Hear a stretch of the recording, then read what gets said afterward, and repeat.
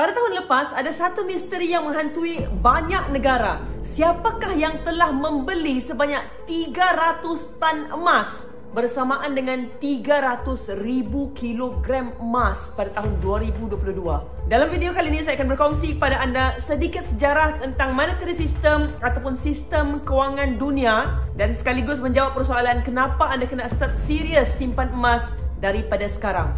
Ketatkan tali pinggang kelir anda sebab anda bersama saya dalam satu perjalanan. It's your journey to financial freedom. Are you ready? Let's go! Hai, saya Syara Ismail dan tujuan saya buat YouTube ni adalah untuk bantu anda lebih faham tentang kewangan dengan cara yang paling simple dan santai. Jangan lupa subscribe dan tekan butang like supaya anda keep updated dengan video-video yang akan datang insyaAllah. Guys, antara bulan Julai dan September tahun 2022, direkodkan sebanyak 399.3 tan emas yang dibeli oleh Central Bank. Central Bank ni maksudnya bank negara untuk setiap negara lah bahasa mudahnya. Yang menjadi misteri adalah daripada hampir 400 tan emas yang dibeli ni, mereka hanya berjaya trace Turki, Uzbekistan dan juga India, yang mana total jumlah emas adalah sekitar 90 tan sahaja.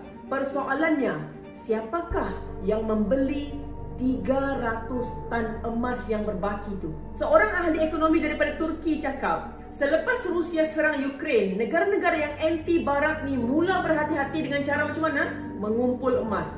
Yalah, anda bayangkan, sebab pergaduhan antara Rusia dan Ukraine tu, lebih 40 bilion aset yang berada di luar negara dibekukan untuk Rusia. So, negara-negara yang allergic dengan barat ni berusaha untuk mengumpul emas supaya kuranglah kebergantungan mereka dengan mata wang US. Dan ramai yang teka negara yang beli 300 tan emas tu adalah negara China.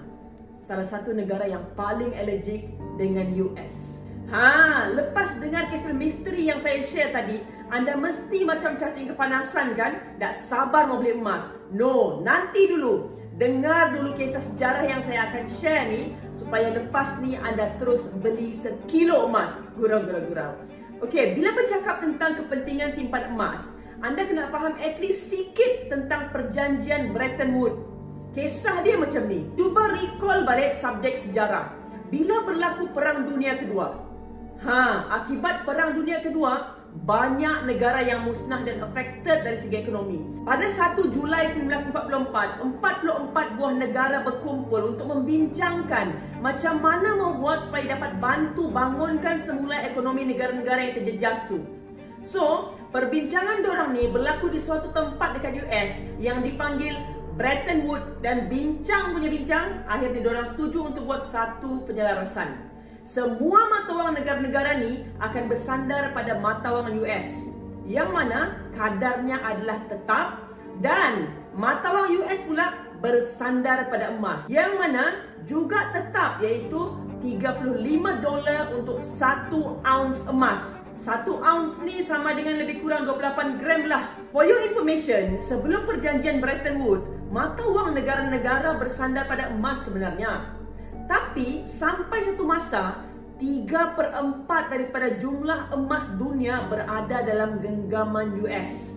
Tahu kenapa? Sebab dalam tempoh peperangan, US ni adalah negara yang ada banyak senjata dan kelengkapan perang, yang mana semua benda ni dijual kepada negara lain dan mereka beli dalam bentuk emas.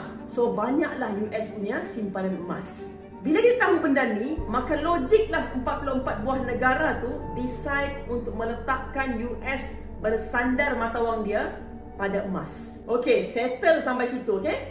Next, cuba anda bayangkan, kalaulah anda ni sebagai negara US, best kan kalau kita dapat cetak sebanyak-banyaknya duit supaya anda boleh bagi duit yang banyak untuk ditukarkan kepada mata wang negara lain. Ingat, negara-negara lain, mata wang mereka bersandar pada US dollars pada masa itu. Tapi, pada masa yang sama, US pun tidak boleh print duit sesuka hati. Kenapa? Sebab US dollars terikat dengan emas dan jumlah emas adalah terhad. Akhirnya, pada tahun 1971, bila US menghadapi inflasi yang teruk dan ramai orang kehilangan pekerjaan, ekonomi US jatuh teruk.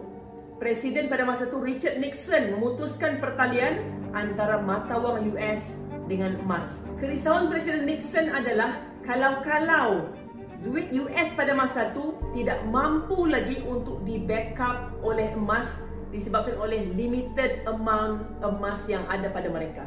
Dan poin ni sangat penting. Sejak daripada pemutusan itu, harga emas semakin naik. Ups, sebenarnya bukan harga emas yang naik, tapi nilai mata wang yang makin berkurang. Bila US dollar tidak lagi bersandar pada emas, maka US pun apalagi mencetak duit sewenang-wenangnya. Anda just imagine dikatakan 80% daripada jumlah duit yang ada dekat US dicetak di antara tahun 2020 hingga Oktober 2021. Oh my God. Pesanan saya untuk anda yang menonton video ni sampai sini, make sure setiap bulan at least 10% daripada pendapatan anda convertkan kepada emas 999. Kenapa? Kita tak mampu kawal mereka daripada terus mencetak duit sewenang-wenangnya. Kedua, nilai emas tidak bersandar kepada apa-apa dan ia selama-lamanya bernilai. Ketiga, sabda Rasulullah SAW, akan tiba suatu zaman di mana tidak ada apa yang bernilai dan boleh digunakan oleh umat manusia. Maka simpanlah dinar dan dirham untuk digunakan. Kalau anda tak tahu macam mana dan di mana bermula simpan emas, boleh kontak tim saya. Saya ada support group yang aktif. InsyaAllah saya akan guide anda untuk start dan lebih faham tentang ilmu dan the real secret of gold. Okey, itu saja untuk kali ini. Saya harap video kali ini dapat bantu anda untuk lebih celik ilmu kewangan. Follow saya rapat-rapat, tekan butang subscribe dan tombol lonceng supaya anda terus keep updated dengan info dan ilmu kewangan yang saya akan share dari semasa ke semasa. InsyaAllah. Kalau ada sebarang soalan ataupun ada idea yang menarik daripada anda, tinggalkan di komen di bawah. InsyaAllah nanti saya akan baca dan respon. #JourneyToFinancialFreedom. Assalamualaikum.